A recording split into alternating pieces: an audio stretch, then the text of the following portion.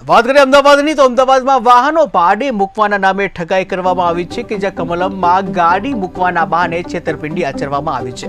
ત્યારે માસિક ભાડાનો હપ્તો કે ગાડી પણ પરત ન આપી અને જે મહિને અમુક ચોક્કસ રકમ આપવાનો હતો કરાર કરવામાં આવ્યો હતો કે જ્યાં મહિને અમુક ચોક્કસ રકમ આપવામાં આવશે, પરંતુ એક પણ રકમ આપવામાં ન આવી ત્યારે ભાડાની લાલચમાં ફસાયા ગાડીઓના માલિકો। આજરોજ અત્રે કચેરીમાં કાજલભાઈ નરેન્દ્રભાઈ જાદવ જે ફરિયાદી છે એમને દ્વારા એની તપાસમાં ઝડપથી કામ થાય અને બીજા જે સાક્ષીઓ દ્વારા અત્યારે રજૂઆત કરવામાં આવી અને એમની જે ફરિયાદ છે એ ગઈકાલે ક્રાઇમ બ્રાન્ચમાં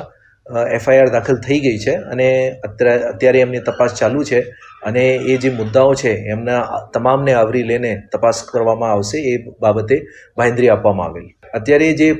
ગઈકાલે ક્રાઇમ બ્રાન્ચમાં ફરિયાદ દાખલ થઈ છે એમાં જે અરજી ઉપરથી ગુનો દાખલ કરવામાં આવ્યા છે કાજલભાઈ નરેન્દ્રભાઈ જાદવ દ્વારા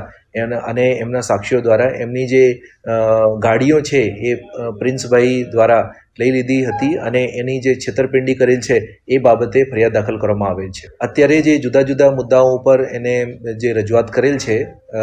સાક્ષીઓ દ્વારા અને ફરિયાદી દ્વારા એને અત્યારે 48 જેવી જે ગાડીઓ છે એના નંબર અને લિસ્ટ આપેલ છે અને એ પોલીસ કમિશનર સાહેબને વંચાણે મૂકવામાં આવશે અને એના ઉપર કામગીરી કરવામાં આવશે। અત્યારે જે ગઈકાલે ગુનો ક્રાઇમ બ્રાન્ચ ખાતે દાખલ થયેલ છે એ બાબતે ક્રાઇમ બ્રાન્ચ દ્વારા તપાસ કરવામાં આવી રહી છે અને એ આગળની